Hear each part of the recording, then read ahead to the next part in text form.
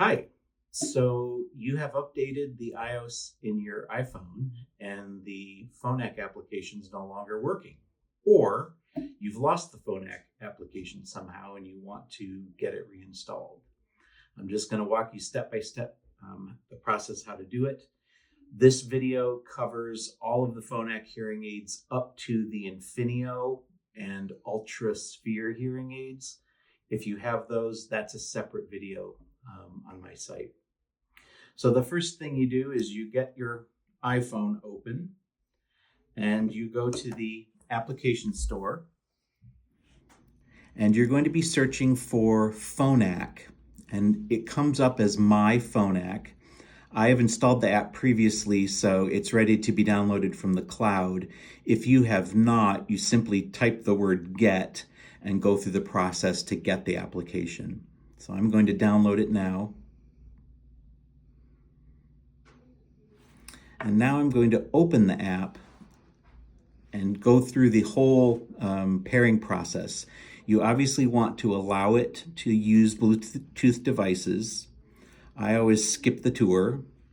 You have to abide by their privacy agreement. You do not have to share your data. I live in the United States. I agree with the FDA statement. And now I'm ready to pair the hearing aids. These are rechargeable hearing aids, so you can turn your hearing aids off and back on by placing them in the charger. I'm going to do it with the button on the hearing aid. I'm going to turn them off manually and then turn them back on. So I say I have rechargeable hearing aids. I'm going to tell it, yes, I have the charger next to me, even though I don't.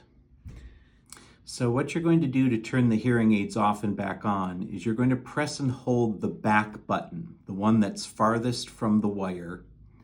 And you have to hold it for about 6 seconds, and you'll see the red light. That tells you you've turned them off.